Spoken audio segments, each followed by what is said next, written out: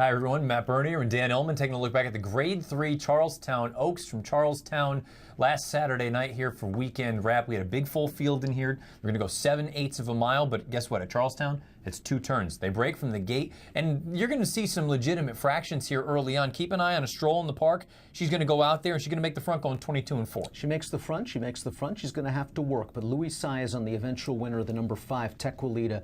Every decision Saez makes on Tequilita is the right one. He is able to save ground going into the first turn. Very important to save ground with these tight bends at Charlestown. Eventually on the backstretch, gets to the outside at a good point, and then we'll talk about it a little more entering the far turn. Every decision worked for Tequilita, and she was one of the best horses in the race coming in. Opening quarter 22-4, half mile 46-3, so they slow things down a little bit in the second quarter. You see a couple of horses taking up some decent enough positions.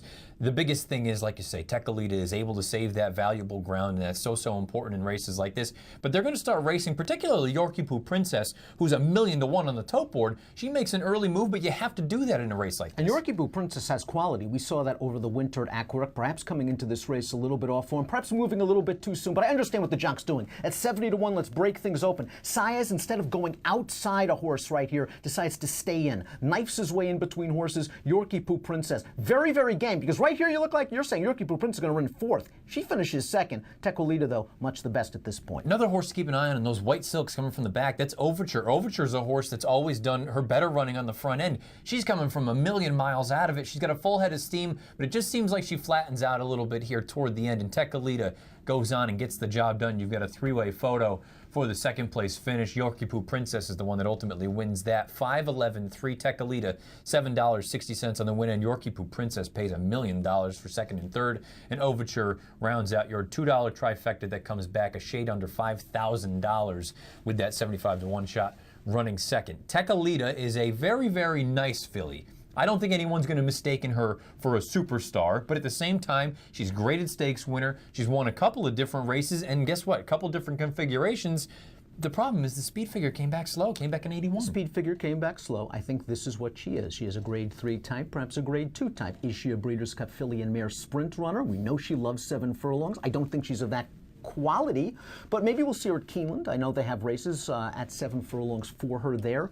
And of course, there's Gulfstream down the road. She's a very lightly raced 3-year-old filly. She's done some nice things in her career. I think at this point, though, this is what she is, and it's pretty good. Win puts her over $500,000 in total earnings. Yorkie Poo Princess, we talked about her. Unfortunately for her and her connections, the inner dirt is no more at Aqueduct, so if they choose to come up here over the winter, they're going to be running on the main track.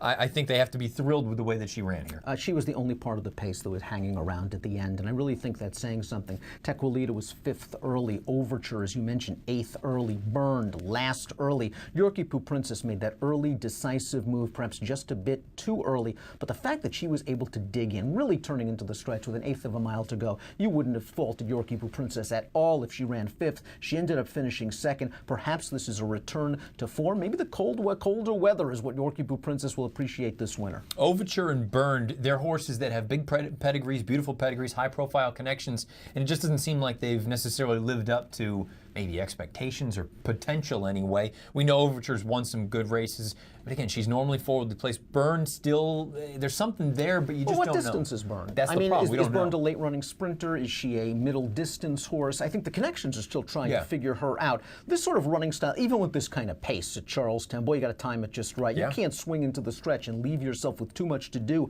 Unfortunately, with Overture and Burned, they left themselves with too much to do. It was nice to see them finish, but you know, looking forward, coming off a speed figure like this, high 70s, I mean, is there another graded stakes race where they can compete? And it's hard to imagine off of this race and this fig. Can you give Shimmering Aspen an excuse for running as poorly as she did, considering she was the 6-5 favorite she drew in from the also eligible list?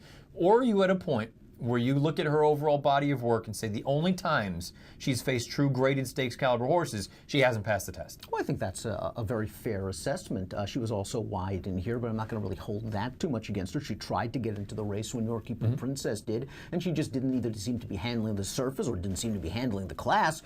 It was a disappointing performance for Shimmering Aspen. I wonder if, you know, we get back to Laurel, maybe 1 turn miles will be okay for her. Maybe it's been a little too much as well for Shimmering Aspen. It's entirely possible, but guess what? We know Tequilita. She's a nice horse, nice filly, honest, going to show up run her race. She gets the job done in the Grade 3 Charlestown Oaks from Michael Matz. She wins with an 81 Beyer speed figure.